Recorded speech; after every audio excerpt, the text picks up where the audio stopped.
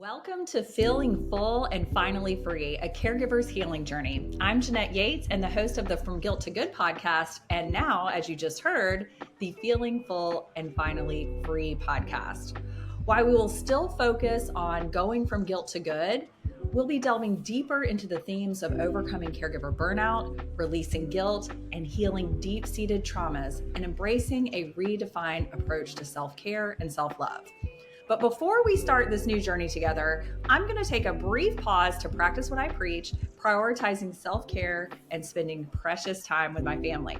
Don't worry though, I've got some great things coming your way each week in the feed. You'll still be hearing some of my favorite interviews that I've had over the last year with self-care and caregiving experts, including today's episode where I speak with Monselete Bowden. She is an ICF-accredited coach with over 2 decades of a thriving career in business, wellness, and beauty spaces. Her expertise is a unique fusion of experience between aromatics and lifestyle coaching. As the visionary creator behind Aromatic Readings, she offers a unique botanical card reading experience, delving into the multi-dimensional aspects of human existence through the lens of the 5 pillars of life. I had the pleasure of doing one of these readings with her, and it was a safe and gratifying experience for me. I felt seen, heard, and able to bloom, if you will, as we talked about how botanicals would serve me best in this phase of my life. I hope you enjoy this interview. Welcome, Monselete, to the podcast. I'm so excited to have you. Thank you so much for joining me today. Oh, thanks for having me. I'm excited to be here. Yes. So I'm really fascinated in your self-care area of expertise. But before we get there, I always ask my guests to share with us any caregiving experience that you've had in your life. So have you had an experience as a caregiver? And if so, what was that? Yeah, that's a great question. I have. I actually, when I went to go live with my father at 14, his mother lived with him, my grandmother. And at that point, she was in her mid 80s. And I took care of her at night because my brother and my father had a business. So they wouldn't get home until maybe 9 or 9:30. Mm-hmm. So I was the first one home after school. And so from the ages of, say, 14 to 19, I took care of her after school hours, giving her dinner, medications, etc. And it's interesting because you were saying you've been a caregiver since you were 8. Mm-hmm. And I think a lot of times when people think of caregiving, they just think, oh, you're caring for your elderly parent. You know, right. Nobody really has ever, I don't think people think about necessarily, sometimes kids are caregivers. Yeah. Even if they don't want to be. Right. Well, and sometimes it doesn't even, like I'm sure when you were growing up and just like when I was growing up, it wasn't like, oh, I'm a caregiver. It was like, this is just what you do, This is what you do. It's just me hanging out with grandma. It's just me and my mom, like we weren't. Yeah. But then as you look back, you're like, oh, I actually was providing a service, a care for someone else that was not in the normal or expected scope of things, but we didn't know that at the time, right? It's just like, This is the way it was. And when you look back on that caregiving experience, do you, or maybe look back on that time, like I said, maybe you didn't even consider it a caregiving experience, but do you have a positive remembrance of that? What do you think? I do. I think, my grandmother, I think at the time she had dementia. She probably had Alzheimer's, but it wasn't diagnosed as that. So she wasn't really all there. I mean, so my relationship with her wasn't like, oh, this is a grandmother that I knew. I mean, she was much older than me. So at 14, she was already in her 80s. So I didn't really have a connected relationship with her, I would say. But I would say that looking back, there were definitely times that it was hard, and I think that that's where that word guilt comes in. Even now, after 30 years, sometimes I'll think about the time I was with her and how I should have done more, or I should have done something different. And I get really emotional over it. But that's where we have to just be kind to ourselves, right? Because in the moment, you're a kid, you don't know. I mean, you're just doing what you're doing. But overall, it was a great experience because I think it really helped me understand that it can't always be just about yourself. Yeah. And family, there was never a conversation about putting my grandmother in a home or a facility. It was, she lives with us. Yeah. no matter how bad she got, she lived with us. And there was Right. never any questioning around that, if I remember Hmm. correctly. And I liked that concept, Right. which is, It is interesting that, my mom is now living in a facility, just that's what has to happen for right now, yeah, and that's one of those things where, the conversation has changed over the years. When she grew up on a farm in the middle of nowhere, and like when the person, when grandma so and so needed to have more attention, they just moved in and they moved around to the different relatives at different periods of time. And things are, the health system has changed, the health of people has changed, and I think that has to also change the conversation a little bit. But I absolutely. think,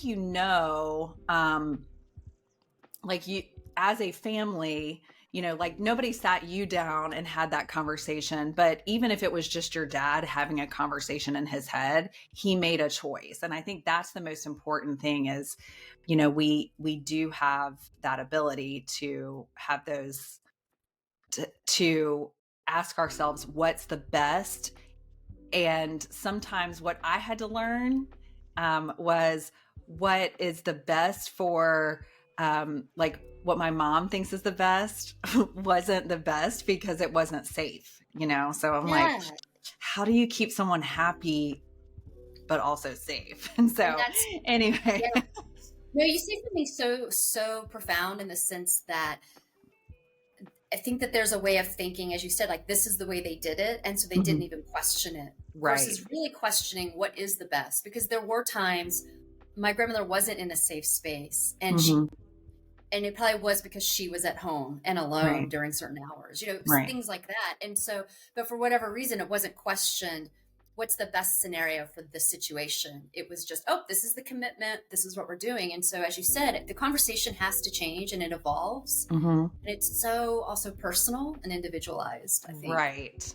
I think that's the most important thing. And it's interesting that you and I are talking about this now because I'm going to be talking with another caregiver later today. And she's actually going to talk about this, like, how do you decide what to do, and Yeah. where your loved one should live? And so, that is part of the conversation. But what I'm excited to talk about with you today is something that I had never heard of until I met you on our little pod match, platform.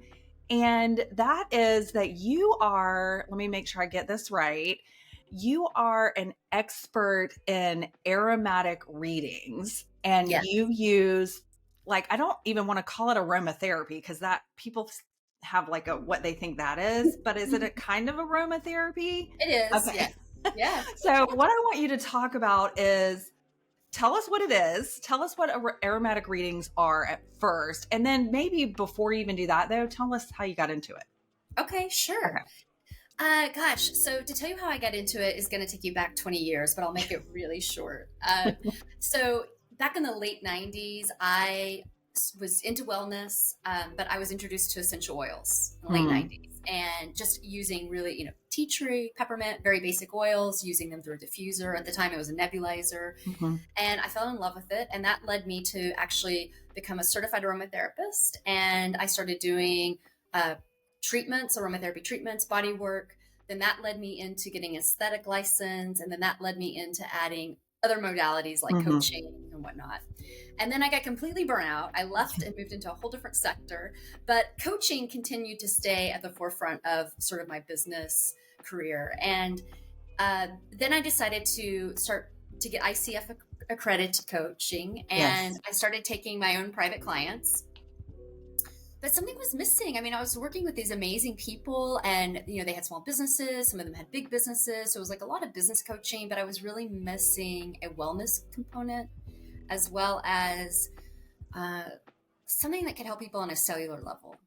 And so Mhm. I said, what do I do? And I said, well, I'm going to go back to what I know, which is what got me into this, which was essential oils. And so I met with an old mentor who is one of the gurus. I mean, he has probably 700 essential oils. I mean, he's just this amazing man. And I went and spent a weekend in his lab, and I didn't know what I was going to do. I just knew that I needed to maybe work with them because I knew Mhm. how important smell is as a sensory.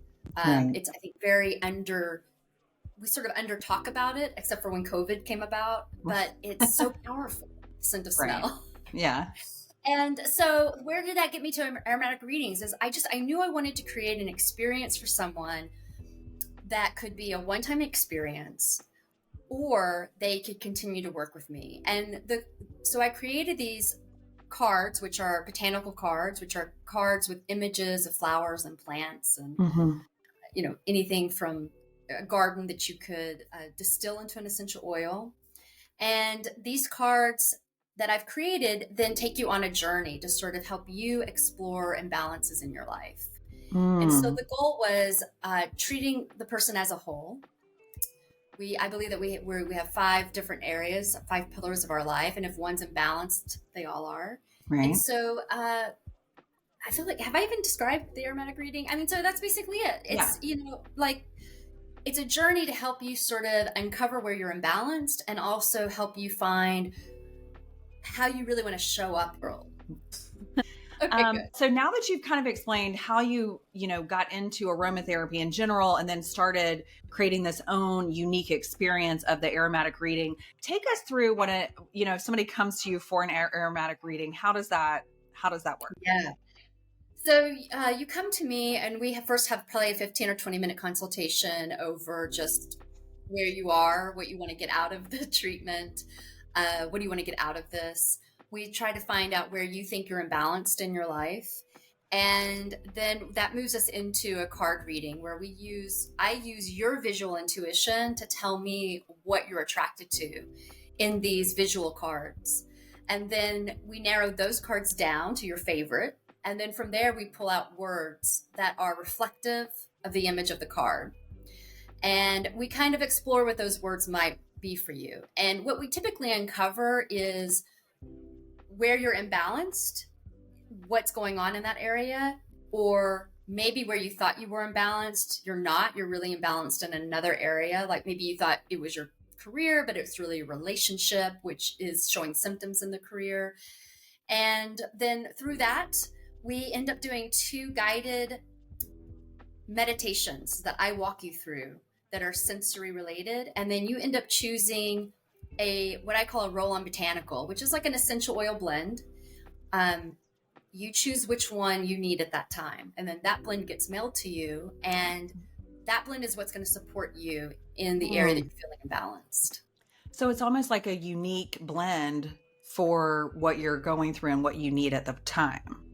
Yes, I mean they're already pre-made. I mean I've already created the formulations, but I have 2 blends for each category of each pillar. So that would be like your relationship, your well-being, your prosperity, etc. Yeah, so that is really interesting. I was gonna ask you at first, but then I was like, no, she's doing this over Zoom or whatever. But I was like, do the cards smell? No, yeah, right. So I was thinking I wanted this to be virtual, and I was like, well, but I'm dealing with smell. How do I create this connection or this experience? But I decided your visual intuition and then your audio listening to what I describe the smell as seems to be enough for you once you're connected to your intuition to know what you need. By the end, it's like you know what you need and you pick it, and then that's what gets mailed to you. And then that becomes sort of your aromatic anchor. You've got this blend, you've had this discussion with me, and now this blend you get to use throughout your entire day because it's more of a functional aromatic versus a fragrance. You get to use it all day long throughout your day because it's non-synthetic. Pretty much anybody around you is not going to have a reaction towards it. And my whole thing is, as you know, coaching's about mindset. It's about making these mindset shifts. But I really believe that if we don't feel good, like if we just go back to the basic, if we don't feel good, we can't make any mindset shifts. Right. And so if we can get out of our head and get into our body, which is what scent does, it allows us to go right into the amygdala of the brain and get into the body. We immediately start feeling, which takes us out of our head. Right. And then that's almost like an interceptor to all those thoughts going on. And then it's just all of a sudden you begin to feel a little bit different, a little bit better. And if you can feel a little bit better, everything begins to change for you, right? Your bandwidth opens up, there's more hope, there's more possibilities.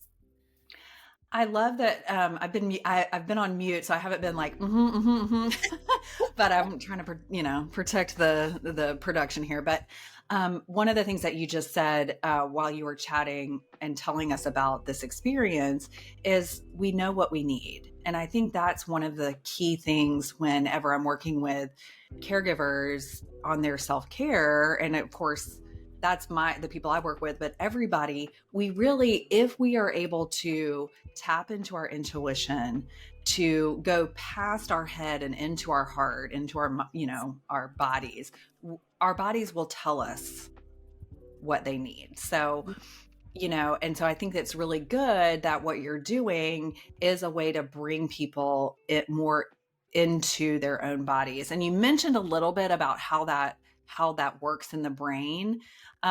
Is there anything else that you can tell us about like why smell is so important? And I think part of it is, like you say, it's not something that we're very cognizant of unless something's wrong, like, or if something's really good, like smells really good or really bad.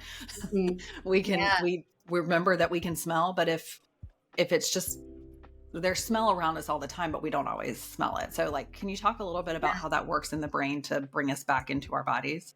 Yeah, well, your nose is right in the middle of your face, right? And we know that anything that we're breathing in or breathing out, we're smelling, which is, for many people who experienced during the pandemic loss of smell, like they couldn't taste food, they didn't have appetite. So really, whether we realize it or not, we're constantly smelling, even if we're not trying to smell. Right. And we know that the olfactory system, which is the bulb that kind of comes out of the nose, it's connected right into the brain. So when we smell something, it's going to go right up into the limbic system. It's going to bypass sort of your circuit breakers and go right into the limbic system. And the limbic system is where we smell, it's where we feel, it's where we have memories, right? So that's why memory and smell are so linkly close to each other, or closely linked to one another, right? Because they're connected. And somebody once said, you can't smell and think at the same time. So if you think about it, when you pick up something, right, to immediately smell it, if you're focused on smelling it, you smell, then you think, right? You smell, and then you have that memory. Gotcha. And so that's how powerful it is. If we can smell, we've immediately stopped that thought, which then allows us to smell. And now we immediately feel, because we're connected to a memory, or we're creating a memory in that moment. Mm-hmm.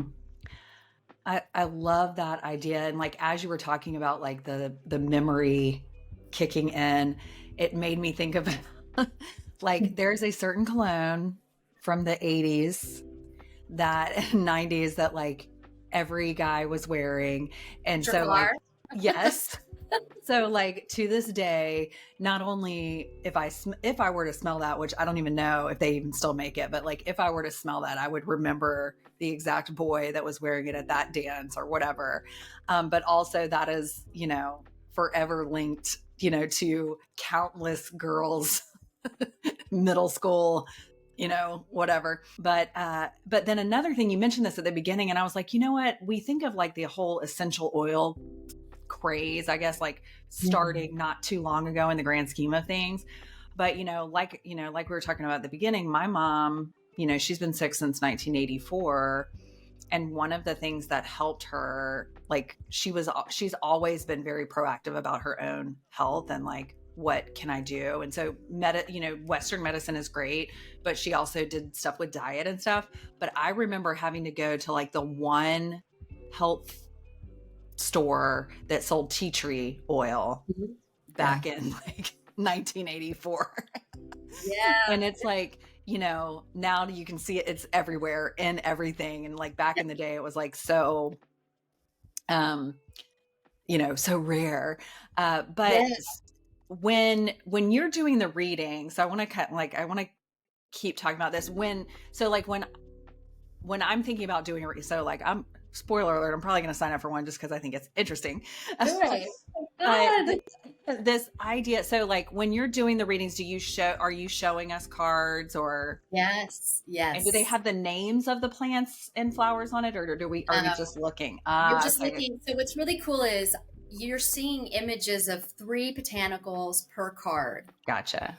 And you don't know what category it's in, and you don't know what it is. But what it is it's actually mirroring. The card is the blend. It's the actual ingredients of a blend you're going to receive. Gotcha. So, maybe you pick a card that's got roses and a tree and a bush. Well, if you end up choosing that blend is going to have the rose and the tree and the bush in it. Gotcha. And so gotcha. What we do find out is a lot of times if you said, hey, I'm really feeling imbalanced in my well-being area, which means when I encompass well-being, I'm thinking food, diet, exercise, sleep, stress, immunity. So let's say that was your category. Almost, I would say 95% of the time, people pick their images that they're attracted to. Right. And then I'm like, that's the card, that's the imbalance you chose. Like you said, you were having an issue in well-being. Well, you just picked 2 well-being cards. I love how that works. Yeah, right. And so, I don't predict the future. I'm not a psychic. So there's no like woo magic in this. It really is you. You are choosing, you're shuffling the cards and you're picking from not even knowing how they're connected to you, what you like. You're using your own intuition of like what you're really enjoying seeing, and I think that's where my ICF coaching comes into play, which is, I'm not here to tell you or give you advice. I'm really here to partner with you to help you sort of uncover what you most need. Because as you said, you know what you need. Right. And I think that's what I really like, as I was reading through your stuff, and I downloaded one of your freebies. Is the interactive guide? Is that what we're going to give our listeners today? Yes, okay. And there's so much out there that promises so much that it can get confusing, which is part of the reason I wanted to have this podcast, because first of all, I wanted to be able to invite people like you who are doing interesting things, but also that, it matches with what I teach caregivers too, which is this is about learning to trust yourself. Yes. Not about having someone else tell you what is right for you. And I think that's one of the things that I really liked about engaging with what you're doing is that,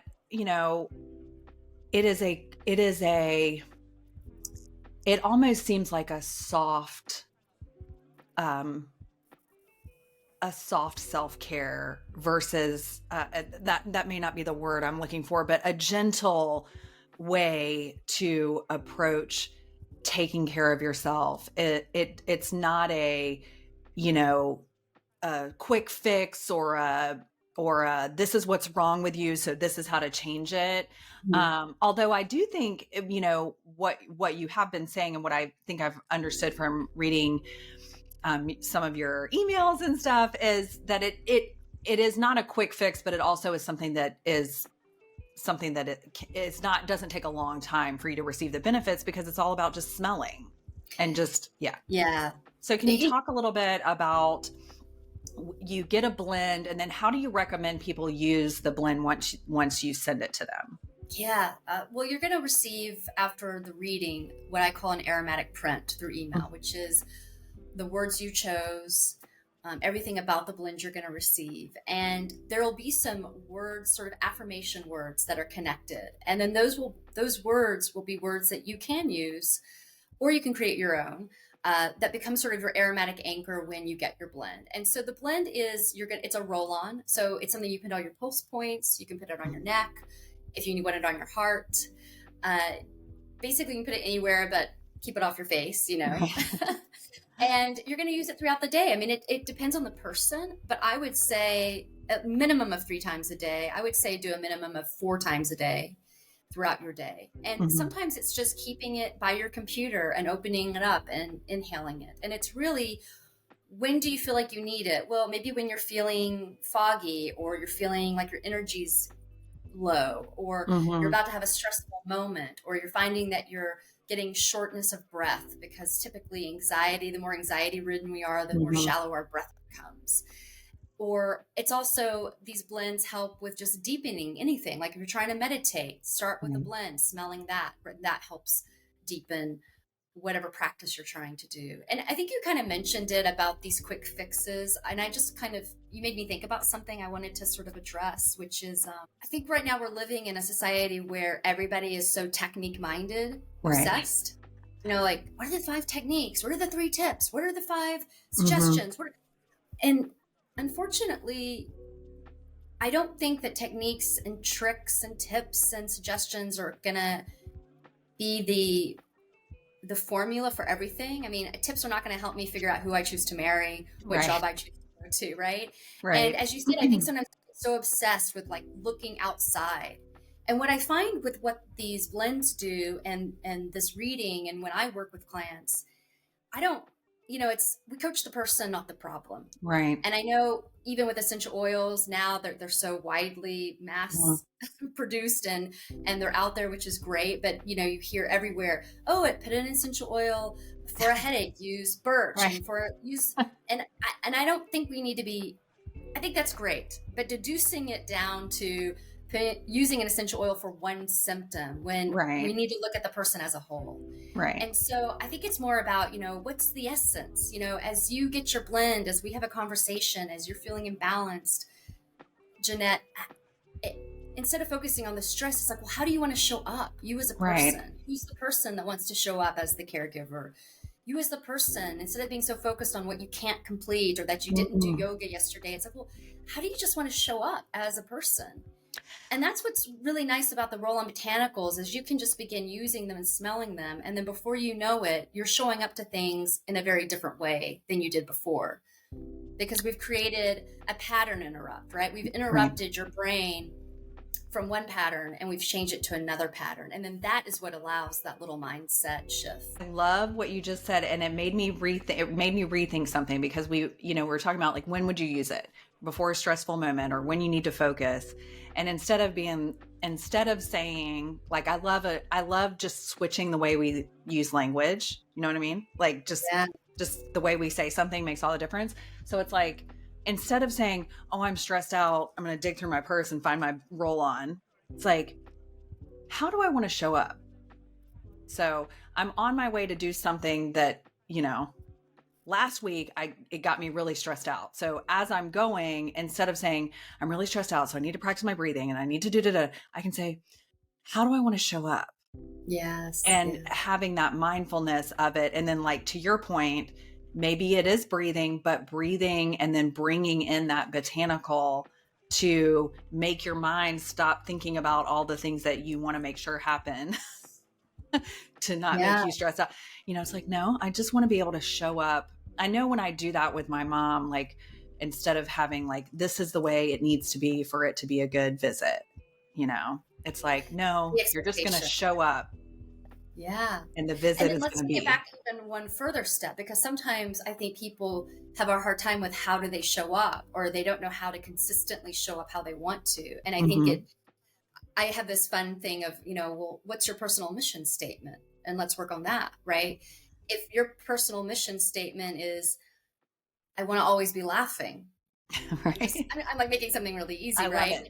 I always want to be laughing. Well then, okay, if that's your mission in your life to be that, now how are you going to show up to do what you're going to do? Oh, right? Okay. Yeah.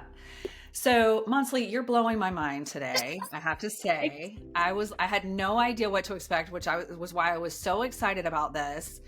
And you have given us, I really feel like you've opened a door for us to think about our sense of smell in a different way. And also open the idea of a possibility of something that we might enjoy. Because one of the things that I teach inside my program is that we should enjoy our lives, period, but also the things that we do for self-care.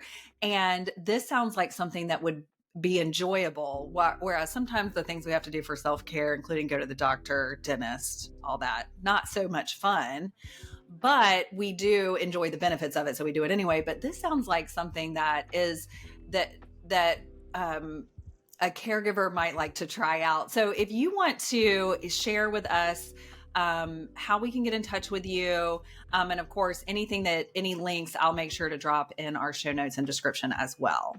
Oh, great. Thank you. Well, let's share the interactive free guide. Okay. You can get to me on Instagram at Monselete, Yes. Monselete, for those of you listening. And I also have a website, which is Monselete, my first name.com. Yes. And I will also, when this episode drops, I will make sure to tag you in all the posts so people can get to your Instagram from my Instagram as well. That's my favorite place to hang out these days. It is such an easy platform to use, just side note. They're doing a better job over there. But thank you, Monselete, for your time today. Is there any other last minute encouragement you'd like to give our caregivers before we sign off today? Oh, just be kind to yourself. I think caregivers are really hard on themselves, right? Yes. So, yes. Yeah. Thank you so much. It's been Thank you for joining me today. Feeling Full and Finally Free is a proud member of the Whole Care Podcast Network. To access additional resources that help you overcome burnout and live guilt-free, check the show notes or head to the selfcaregiver.com. We're healing caregivers and helping them embrace their purpose one episode at a time. And until next time, remember you are worthy of the same love and care you give others.